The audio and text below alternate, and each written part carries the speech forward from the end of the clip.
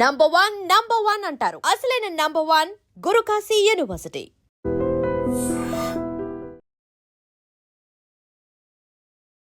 చూస్తున్నారుగా, ఈ లారీ వాగులోనికి కొట్టుకుపోవడంతో ఇందులో ఇద్దరు గల్లంతయ్యారు. రాజస్థాన్ ధోల్పూర్ జిల్లాలోని మణియాలో ఈ ఘటన జరిగింది. భారీ వర్షాల కారణంగా అక్కడ పార్వతీ నది ఉప్పొంగి ప్రవహిస్తోంది. బ్రిడ్జ్ పై నుంచి కూడా నీళ్లు ప్రవహిస్తుండటంతో రాకపోకలు నిలిచిపోయాయి. ప్రజలు తీవ్ర అసౌకర్యానికి గురవుతున్నారు. నీరు ఉధృతంగా ప్రవహిస్తున్నా లారీ దాటించే ప్రయత్నం చేశాడు డ్రైవర్. కానీ ప్రవాహానికి అదుపు తప్పింది లారీ. వాగులో కొట్టుకుపోతోంది. డ్రైవర్ సురక్షితంగా బయటపడగా లారీలో మరో ఇద్దరు వ్యక్తులు చిక్కుకుపోయారు. సమాచారం అందుకున్నటువంటి పోలీసులు గాలింపు చర్యలు కొనసాగిస్తున్నారు. దీంతో వాగులో లారీ కొట్టుకుపోతున్న దృశ్యాలు ఇప్పుడు సోషల్ మీడియాలో వైరల్ గా మారాయి. ఇప్పటికే అకాల వర్షాలు, భారీ వర్షాలు నమోదవుతూ ఉండటంతో చాలా చోట్ల నీటి ప్రమాదాలు జరుగుతున్నాయి. ఏకంగా నీటి ప్రవాహ ఉధృతికి వాహనాలు కూడా కొట్టుకుపోతున్నాయి. మొన్న జమ్మూ కాశ్మీర్లో ఓ బస్సు అదుపు తప్పి నదిలోనికి దూసుకుపోయింది. కేవలం అక్కడ కురుస్తున్న భారీ వర్షాల వల్ల వాహనాలు అదుపు తప్పుతూ ఉండటమే ఈ ప్రమాదాలకు ప్రధాన కారణంగా తెలుస్తోంది. అయితే గత కొద్ది రోజులుగా దేశవ్యాప్తంగా అనేక రాష్ట్రాల్లో, అనేక ప్రాంతాల్లో కురుస్తున్న భారీ వర్షాల వల్ల జనజీవనం స్తంభించిపోయింది.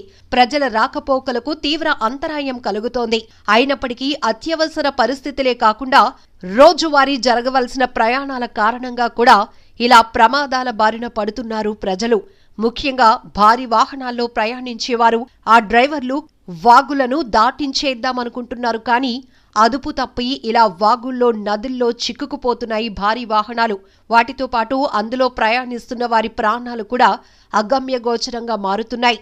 పోలీసులు హుటాహుటిన అక్కడికి చేరుకుని స్థానిక గజ ఈతగాళ్లతో పాటు అక్కడ ముమ్మర గాలింపు చర్యలు కొనసాగించి ఇలా నదిలోనికి, వాగుల్లోనికి దూసుకుపోతున్నటువంటి వాహనాల్లో చిక్కుకున్న వారిని సురక్షితంగా బయటకు తీసేందుకు సకల ప్రయత్నాలు చేస్తున్నారు.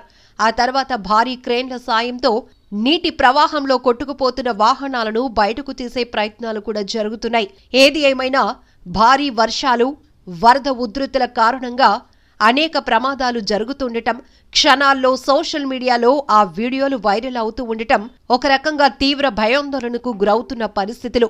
ఇప్పటికే అకాల వర్షాల వల్ల కొండ చర్యలు విరిగిపడుతున్నాయి. కొండవాలు ప్రాంతాల్లో నివసిస్తున్న వారు గుండెలు వణికిపోతున్నాయి. ప్రాణాలు అరచేతిలో పెట్టుకుని జీవించాల్సిన పరిస్థితి. వారు వేరే చోటికి వెళ్లలేక అక్కడ ఉండలేనటువంటి పరిస్థితులు కూడా. అయితే ఇప్పటికే భారీ వర్షాలు, వరదల నేపథ్యంలో అధికారులు ఎప్పటికప్పుడు ప్రజలను అప్రమత్తం చేస్తూనే ఉన్నారు. మరోవైపు వాతావరణ శాఖ కూడా ఏ జిల్లాలో వర్షపాతం ఏ స్థాయిలో ఉండబోతోంది, ప్రజలు ఏ రకమైన అప్రమత్తతతో ఉండాలి, అధికారులు తీసుకోవాల్సిన చర్యల గురించి మత్స్యకారులను కూడా అలర్ట్ చేస్తూ వాతావరణ శాఖ డైరెక్షన్స్ ఇస్తోంది. అయినప్పటికీ కూడా కొన్ని ప్రాంతాల్లో ప్రమాదాలు జరుగుతూనే ఉన్నాయి.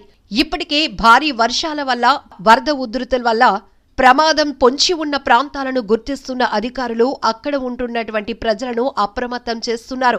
వారిని సురక్షిత ప్రాంతాలకు తరలిపోమ్మని చెప్తున్నారు. పునరావాస కేంద్రాలు కూడా ఏర్పాటు చేస్తున్నామని కూడా సూచిస్తున్నారు.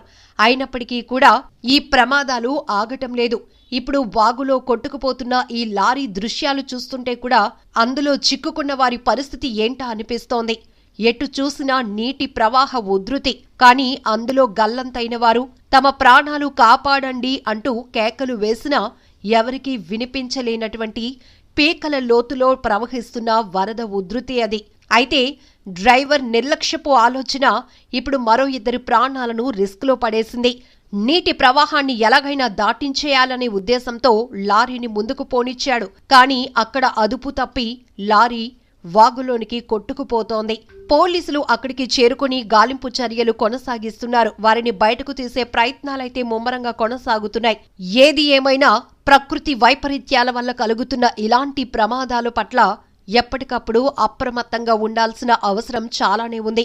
ఇతర దేశాల్లో ఎంత తీవ్ర నష్టం కలుగుతోందో, ప్రాణ నష్టంతో పాటు ఆస్తి నష్టం కూడా భారీ స్థాయిలో జరుగుతోంది.